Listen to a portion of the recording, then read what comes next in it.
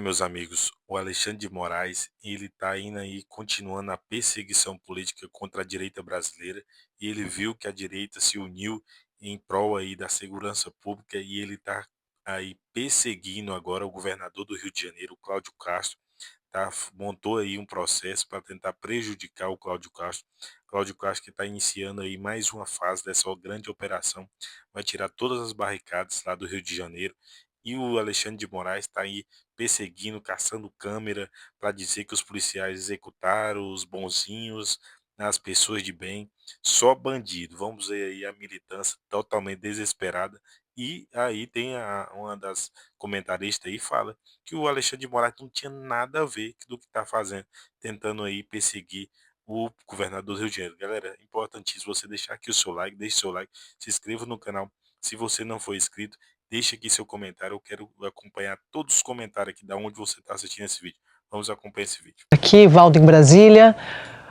Queria que você fizesse uma análise, porque a gente está acompanhando essa cobrança, que é, né, o rito, que faz parte do protocolo do Supremo ao governo do Estado, aqui do Rio de Janeiro, mas as informações que eu tenho conversando com alguns ministros do Supremo que receberam os relatos das conversas é de que não tem um plano, tem a promessa de que vai ter um plano a longo prazo, mas não tem essa informação pública divulgada até agora.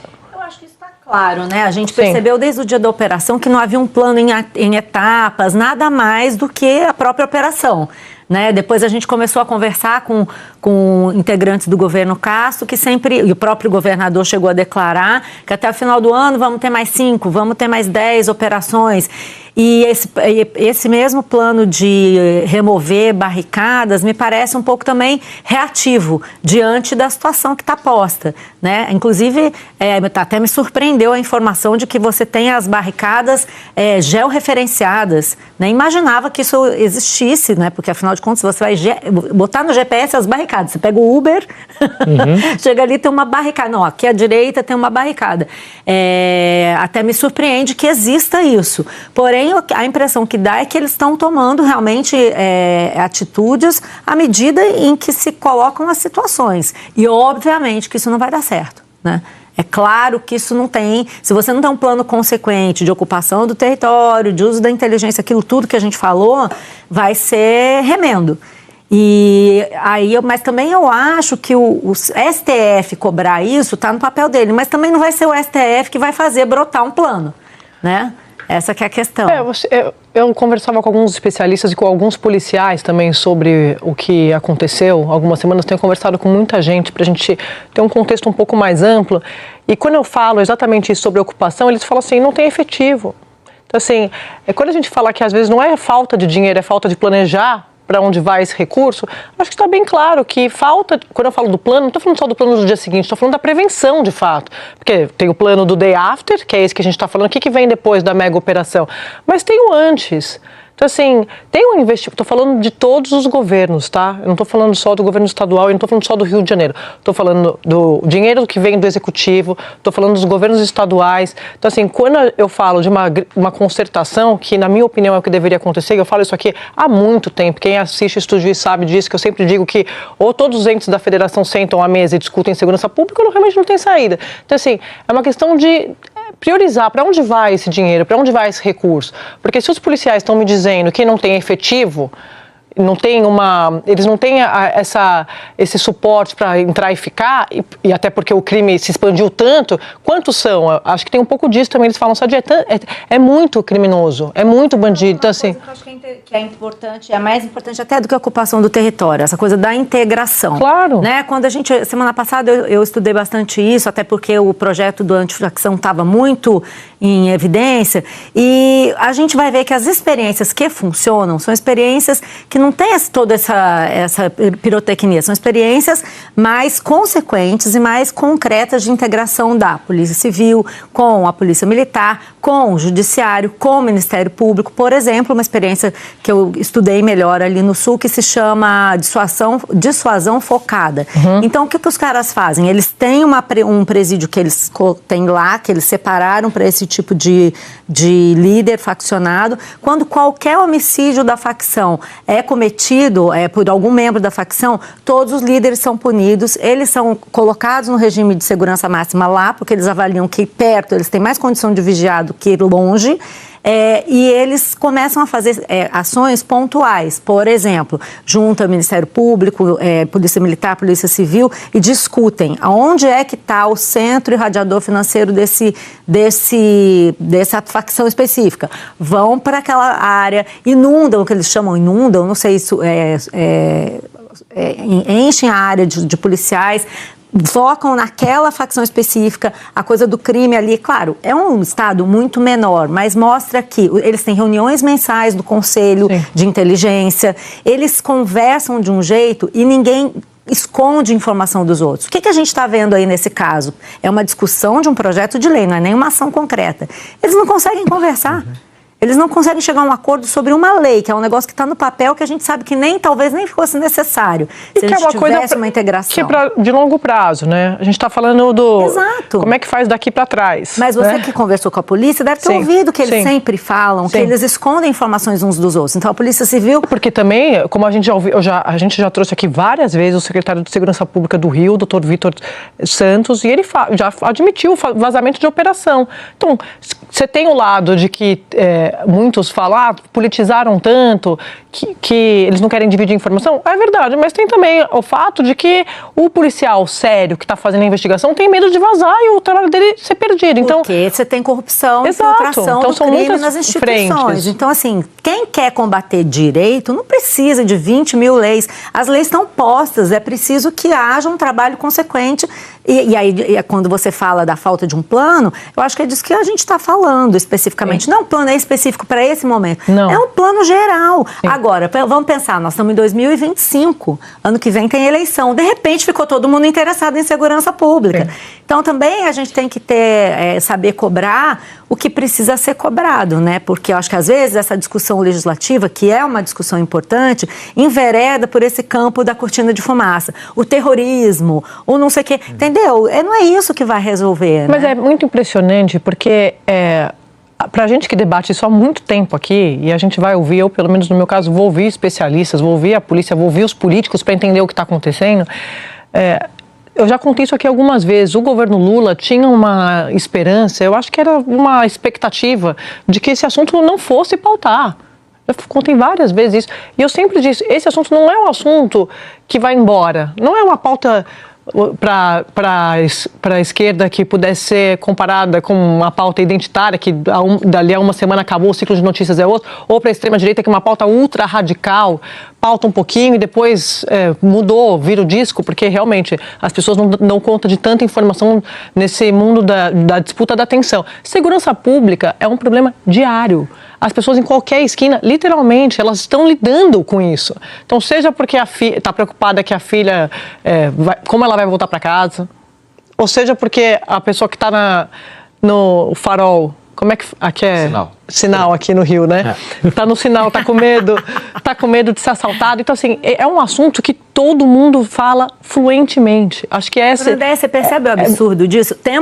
Tínhamos a esperança de que não fosse ser pautado. Não, mas por quê? Mas, gente... Só para fazer a conclusão, porque eles achavam que isso poderia ser jogado no colo dos governos estaduais. Mas tem obrigação de ajudar a resolver, pro ponto da integração. Ou se sentam à mesa todos e conversam, que é o que eu falo aqui. Não acontece, torcer para não acontecer mais nada e vamos esperar. Ou que seja uma resposta dada pelos governos estaduais. Só que sem o governo federal não tem como.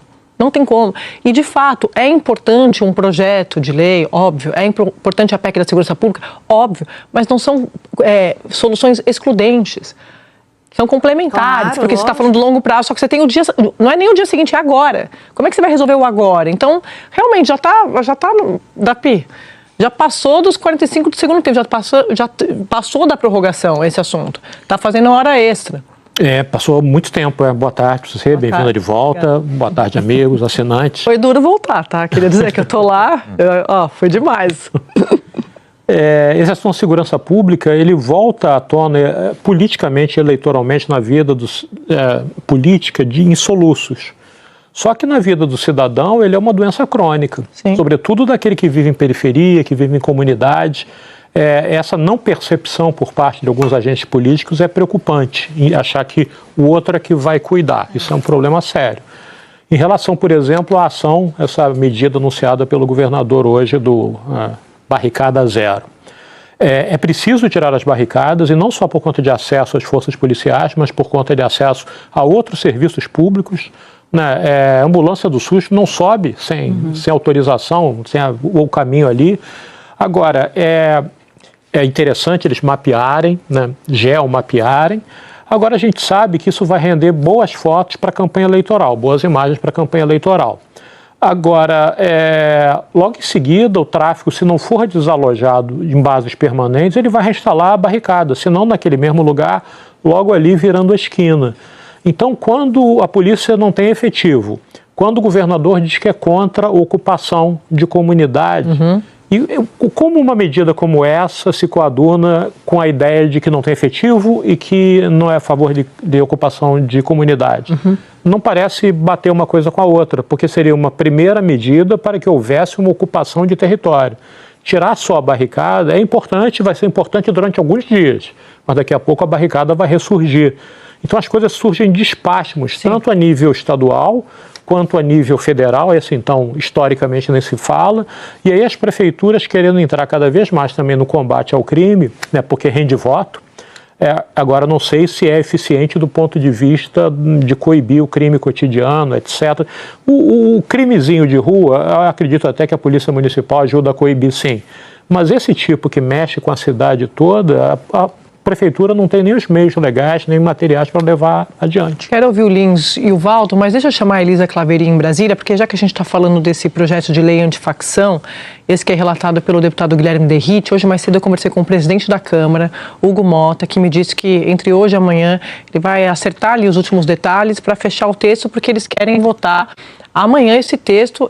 Elisa Claveri, ao vivo de Brasília, tem as informações para a gente. Elisa, boa tarde. Oi, Andréia, boa tarde para você, boa tarde a todos aí no estúdio, também a todos que nos assistem. Vamos lembrar ao nosso assinante que esse projeto estava na pauta da última quarta-feira, a oposição pediu para que não fosse votado, o governo pediu para que não fosse votado e o Hugo Mota adiou então e pautou esse projeto para amanhã. Ao que tudo indica, conversando com os dois lados, nesse momento, ainda não tem um acordo para que eles possam ceder para que essa votação aconteça, mas como você falou, o Hugo Mota está insistindo que a votação será assim amanhã. Inclusive ele publicou agora há pouco em uma rede social, a gente vai colocar na tela para vocês o que ele disse. Ele escreveu assim: segurança pública exige firmeza, mas também garantias e eficiência institucional. Por isso, inseri na pauta de amanhã e a Câmara dos Deputados vai votar o marco legal de combate ao crime organizado. E ele seguiu dizendo que o projeto aumenta as penas para integrantes de facções e dificulta o retorno às ruas, também cria os bancos nacional e estaduais de dados sobre as organizações criminosas. E disse, vamos em frente com responsabilidade e a urgência que o tema requer. A questão, Andréia, a gente já está na quarta versão desse relatório. Guilherme Derrite deve apresentar mais uma versão, ao que tudo indica, conversando com deputados, ajustando alguns pontos finais, mas Derrite já fez várias concessões em relação ao que o governo queria. Por exemplo, retirou as alterações na lei antiterrorismo, também retirou as alterações que ele mesmo tinha feito nas competências da Polícia Federal, incluiu o termo facções criminosas na lei, só que mesmo com todas essas concessões, o governo ainda não gostou dessa versão. O governo agora diz, por exemplo, que Guilherme Derrite está retirando recursos da Polícia Federal porque parte dos bens ilícitos apreendidos, os recursos desses bens ilícitos apreendidos, não vai mais para a Polícia Federal, vai sim para os estados. Tem alguns outros pontos que o governo não está gostando nesse texto. Por exemplo, o texto trata da mesma forma os integrantes de base das facções criminosas e os líderes. Então, o texto traz uma pena de 20 a 40 anos para todo mundo, não traz uma pena maior para os líderes da facção. Embora o governo não possa dizer isso publicamente, porque para a população esse entendimento de que o aumento de pena é bom, essa é uma preocupação do governo. A oposição também não quer votar. Falei agora há pouco com o líder Sóstenes Cavalcante, ele disse que vai sim pedir o adiamento dessa votação, vai argumentar, inclusive, que essa é uma semana esvaziada, a gente está numa semana de feriado, a maior parte dos deputados não estará na Câmara dos Deputados. Sóstenes Cavalcante me disse que eles querem ouvir os governadores para fazer esse texto. E falou que se mesmo assim Hugo Mota insistir nessa votação, o PL vai insistir ainda naquele destaque, que é uma votação em separado para incluir a equiparação de facções ao terrorismo. Algo que o governo não quer, algo que o Centrão também não quer, porque tem uma preocupação do mercado, do turismo, do próprio governo, que isso vai interferir, pode trazer ali, abrir brecha para intervenções militares dos Estados Unidos. E só para finalizar e te devolver, Andréa, conversei agora há pouco com o líder do Centrão, a aposta dele é que não vota amanhã, principalmente porque a semana está esvaziada. Eu falei, os deputados não estão aqui em Brasília, e ele me disse o seguinte, é um assunto eleitoral, os deputados querem estar presentes para debater. Então, apesar de Hugo Mota dizer que vai votar amanhã, ainda pelos deputados é uma incógnita se esse texto de fato vai a voto amanhã. Andréia. Valdo Cruz, obrigada, Elisa, daqui a pouco a gente fala mais. Quero te ouvir. Porque como é que vai ser? Não é nem aquela quando um não quer, dois não brigam. Quando todo mundo não quer votar, como é que vota esse texto? Explica, por favor. Valdo explica. Bom, Valdo explica. Edinho está de férias, Valdo explica.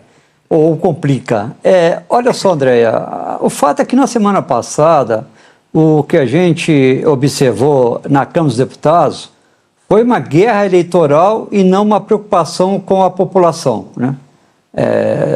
Parecia mais já uma etapa da corrida eleitoral do que você proteger a população. É claro que o projeto trazia medidas importantes e traz endurecimento de penas até um pouco a mais do que propôs o governo, mas tem aquela proposta de enfraquecer a Polícia Federal, que era uma questão política.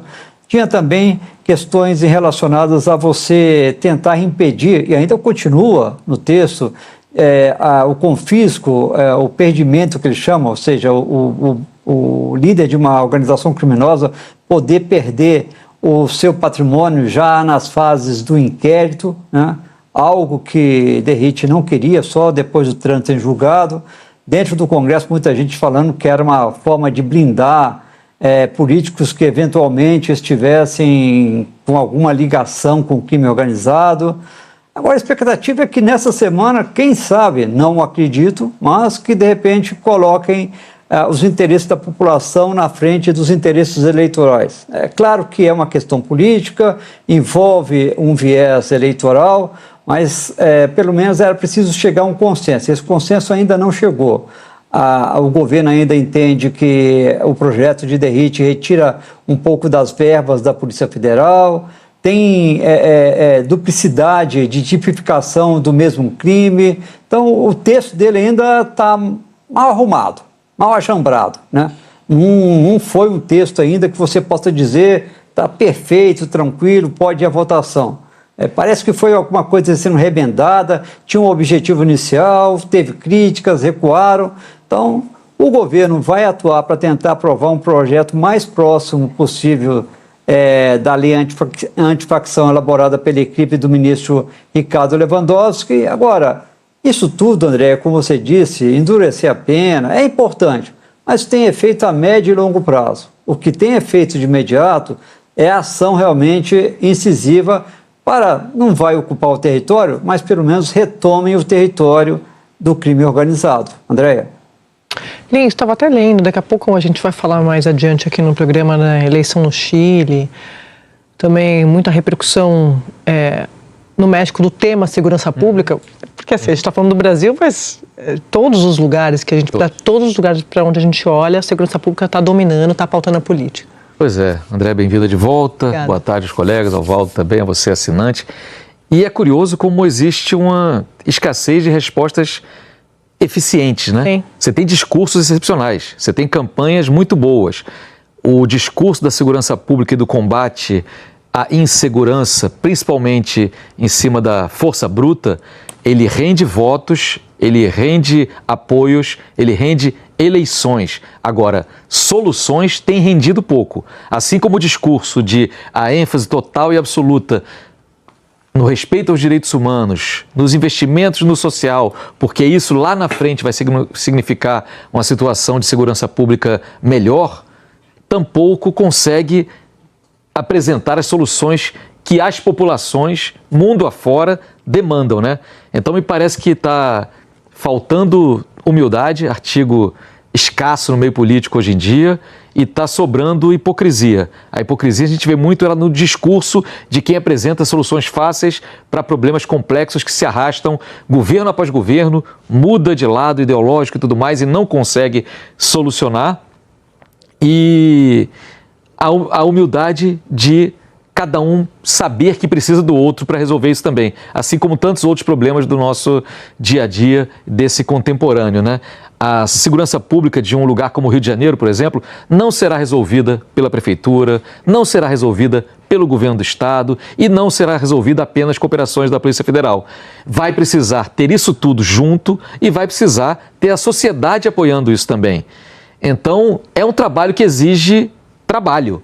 As pessoas têm que sentar e discutir seriamente, porque senão o que a gente vai continuar vendo são ações esparsas, desconectadas umas das outras, a falta de compartilhamento de informações, a falta de uma política, inclusive, de reestruturação, de olhar para as polícias de um jeito produtivo também. Como é que essa minha polícia pode ser mais efetiva? Como é que os policiais, os agentes de segurança, podem trabalhar melhor, com melhores salários, melhores equipamentos, com a preparação melhor, cientes que eles estão ali para proteger a vida humana, acima de tudo, aí depois a cidade onde vivem, o estado onde estão, o patrimônio, tudo isso é parte de um trabalho de segurança conjunto.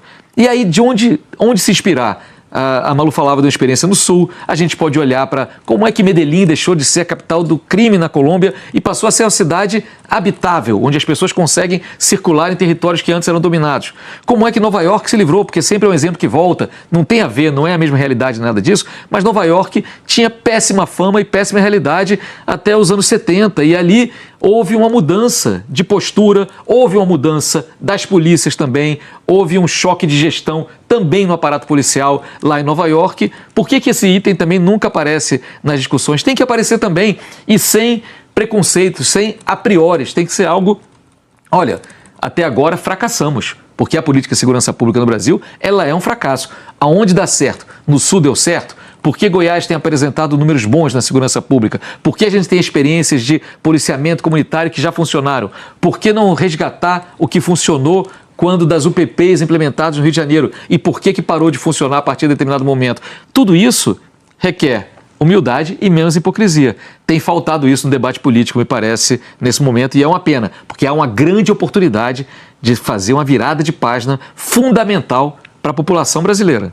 Deixa eu falar um pouco do projeto de lei, porque hoje mais cedo conversando com o presidente da Câmara e, de fato, ele, Malu, está empenhado em virar a página de todos os temas que a gente viu ali em agosto, mas eu escolher a segurança pública e ter escolhido o DERIT, acho que eles não imaginavam que pudesse dar tanta polêmica, dar tanta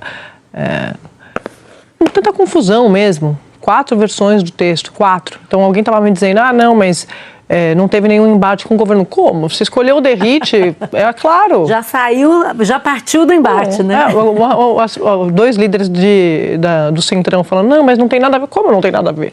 O DERIT é o secretário de Segurança Pública do Estado de São Paulo. O Tarcísio é um potencial candidato. De fato, ele entende e gosta do assunto. Agora, você precisa construir maioria para você votar um texto. Quando a polícia, até conversei muito sobre isso mesmo, muito, na semana passada com fontes do Ministério da Justiça e com a própria Polícia Federal. O doutor Andrei Passos Rodrigues veio aqui, depois eu conversei mais com ele no final da semana, até sobre a agência antimáfia, que tem uma ala do PT defendendo. Eles são contra. E eles são contra. Ele falou para mim, até recupera aqui no blog que eu coloquei na sexta-feira no fim do dia. Se alguém puder, por favor, gente, enquanto eu termino aqui o meu comentário para jogar para a Malu, ele falou, qualquer iniciativa de limitar a Polícia Federal é uma invasão. Pode esquecer, nós não vamos apoiar. Então, assim, eles estão batendo nessa tecla. Por que eu estou falando isso? Porque não é só a direita que está, obviamente, às voltas com esse assunto. O PT já percebeu que não vai dar para... Não tem como você escantear o assunto. O assunto vai ficar rondando, e o eleitor vai ficar cobrando. Aí você fala, mas aí não dá, porque está politizado. Mas é claro, eles deixaram para a última hora. Então é claro que vai estar politizado. Tudo é politizado. politizado. Você discutir um assunto como esse sem ser politizado. E esse assunto está contaminado por causa da eleição. Só que você precisa dar uma solução, porque não é que a violência vai parar. Se você perguntar para as pessoas, vocês se sentem mais seguras hoje do que há 2 semanas, eles vão dizer, claro, que daqui que mudou. Então, assim, acho que é um pouco isso. Está faltando um pouco de termômetro de rua, de conversar com gente na rua sobre o que está acontecendo. Tem as pesquisas, e mesmo com as pesquisas, minha avaliação, eles acham que dá para passar um verniz ali. Não dá, você precisa se aprofundar. Mas voltando aqui, o PT também já percebeu, tem uma ala importante dentro do governo dizendo para o presidente Lula que é preciso tomar alguma medida, alguma solução que vai ter que passar pelo Congresso. Então, eu falei isso para dizer, tudo vai passar pelo Congresso. Então, está nas mãos desses parlamentares, no fim das contas, porque a iniciativa pode partir do Executivo, mas eles vão puxar. Eles vão aprovar uma agência antimáfia, que a Polícia Federal diz que já existe, então para mostrar que não é só o projeto de lei antifacção, tem outras coisas sendo discutidas também. Sim, essa questão do projeto antimáfia até me surpreendeu quando você contou que o governo estava prevendo fazer isso, porque eu já tinha ouvido o Andrei dizer que ele considera que isso é uma sobreposição de estruturas que não serviria na prática para muita coisa. Agora, concordo com você, eles estão perdidos da mesma forma que o Hugo Mota está perdido, na ânsia de tentar mostrar que a Câmara atende aos anseios. Acompanhamos aí a militância aí é impressionante tudo que está acontecendo no Brasil, mesmo com a população refém aí do crime organizado, dos terroristas, das facções terroristas que se tornaram aqui no Brasil, tomando território importantíssimo de comunidade, que são ali de pessoas carentes, pessoas trabalhadoras. 99% das pessoas que estão ali reféns, são 30 milhões hoje no Brasil que são reféns dessas facções terroristas que precisam ser combatidas com força militar, tanto do Exército Brasileiro, que tem ali armamentos, que tem ali blindados, que tem ali tanques de guerra, porque precisa subir o morro hoje com tanques de guerra, que essas barricadas não prejudica ali, eles colocam carro, colocam ônibus para prejudicar a passagem ali da polícia, e esses tanques de guerra vai ali levar o policiamento necessário para combater esses criminosos terroristas que tomaram conta dessa região. A militância está aí, a militância está querendo criar uma narrativa para não votar. Estão falando que a oposição não quer votar, mas na verdade a estratégia da oposição é uma estratégia diferente, que seja pautada sim, o relatório ali do DERIT seja votado, mas a oposição, que é a direita brasileira, vai colocar ali destaques, vai colocar o destaque que vai ser aprovado, já está sendo negociado isso, a direita e o centro ali vai votar para ser comparado sim, esses criminosos como terroristas, vão ser condenados como terroristas e vão pegar penas gravíssimas, vão cumprir essas penas em presídios federais, onde eles não vão ter contato com os criminosos aqui fora, mandar os criminosos fazer o que eles querem aqui fora. Então isso é importantíssimo, e a militância está aí totalmente desesperada, porque isso vai acontecer. Galera, outra coisa, é muito importante você fortalecer esse canal de direita. Muita gente acompanha nós aqui, mas não se inscreve no canal. Então é importantíssimo você se inscrever no canal, fortalecer esse canal de direita, se inscreve aqui embaixo, deixe o seu comentário, eu quero saber da onde você está assistindo esse vídeo. Se é do Pará, se é do Amazonas, se é de Rondônia, se é do Acre, se é lá de Sergipe, se é de Ceará, se é do Mato Grosso do Sul, se é de São Paulo, se é do Rio de Janeiro, coloca aqui embaixo da onde você está assistindo esse vídeo, é muito importante. E também deixe seu like, já deixe o seu like aqui, clique no joinha, nada disso que eu pedi para você fazer você paga, é tudo gratuito, é só para dar aquela moral para esse canal de direita, beleza? Galera, tamo junto e até o próximo vídeo.